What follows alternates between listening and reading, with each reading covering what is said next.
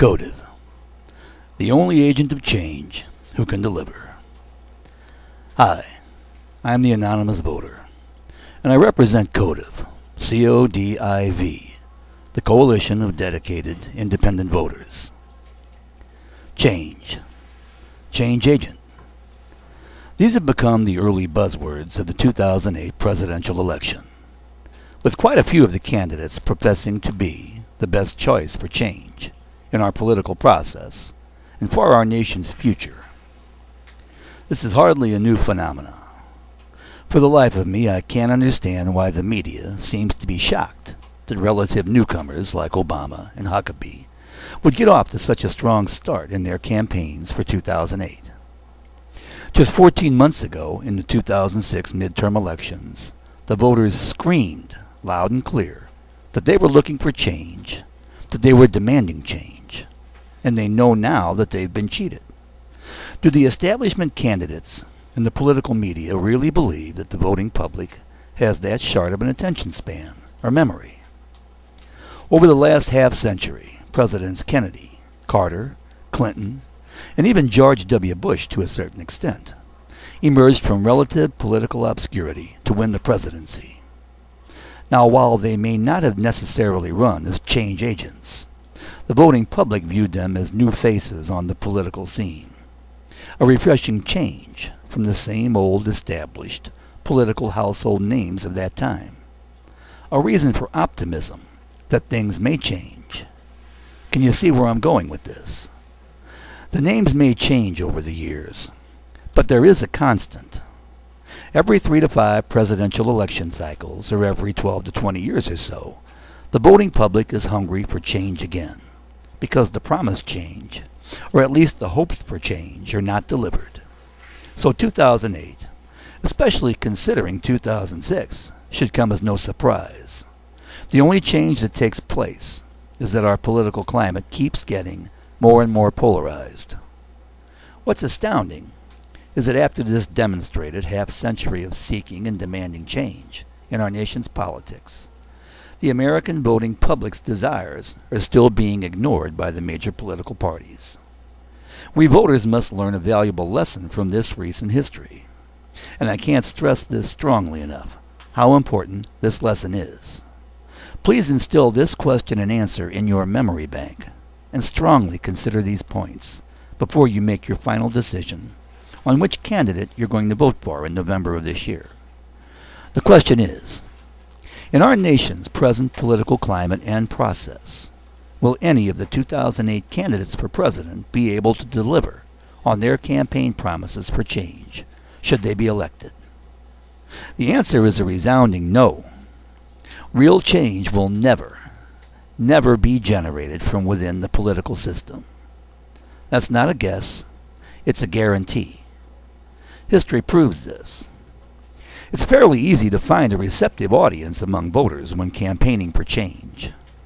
It's just about impossible to find that kind of receptive audience among elected officials when trying to bring about that sort of change. Sure, they may seem receptive to change in public, but change is a concept that elected officials are much more likely to joke about behind closed doors than embrace, unless forced to. Our nation's elected leaders are too entrenched in the present system to change it.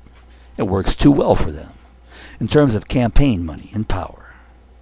If change is ever to be realized in our political process, it must be generated by an outside source.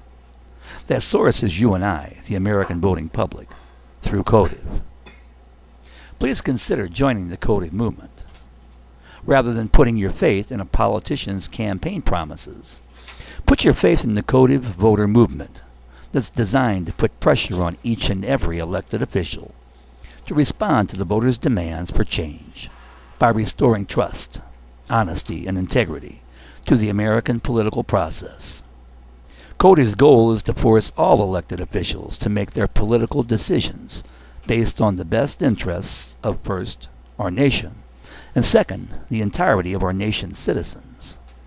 With your support, Cotive will be able to back up these demands with the guarantee to use our collective voting power to end the political careers of those elected officials who insist on favoring special interest groups rather than our nation's best interests. Surely, there are solutions to issues that will best represent all interests rather than just narrow interests. Let's make the candidates, all the candidates, really compete to show us which of them is the most committed to meeting all of our demands for change. It's time for the voters to call the shots. Now, I'm sure some of you are wondering how I could be so naive as to believe that the voters will get behind the COVID movement. I can only suggest that you're grossly underestimating the level of anger and discontent that voters have for our present political atmosphere, just as the major parties, politicians, and the media have underestimated the voters for years. With all due respect to candidates Obama and Huckabee, I believe that their campaign surges are no more than a result of collective voter dissatisfaction with the status quo. These two have simply been the first to tap into that dissatisfaction. They're saying what the voters want to hear. And while I don't doubt the sincerity of either candidate, their campaign speeches and promises are no more than just that at this time. Promises. A candidate's job is to get elected, and he usually will say just about anything to achieve that goal. But campaign promises rarely turn into achieved goals. The candidates are just the vehicle. It's the voters who are energizing the concept. The change must come.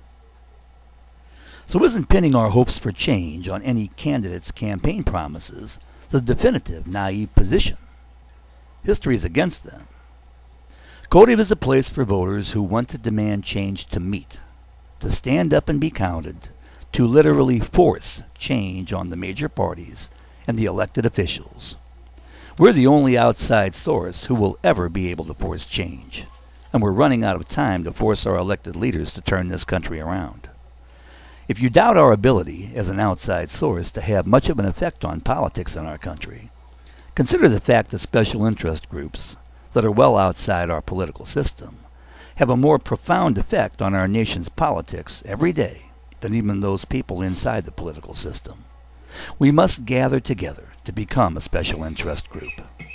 We already have the numbers to become the most feared special interest group in the nation. We must make the major parties and the politicians more afraid of us than they are of the other special interest groups. Only then will we be able to expect real and lasting change. And so I'm appealing to each and every one of you who is sick and tired of the political status quo to stand up with CODIV. We can force change, but only when each and every individual elected official fears voter backlash can real reform happen. Please don't make the mistake of thinking that everyone else is going to support the CODIV movement, so we won't need you. That's exactly the type of thinking that the major parties count on voters to have, that enables them to maintain their power. We do need you, and we need you to tell your family and tell your friends about CODIV.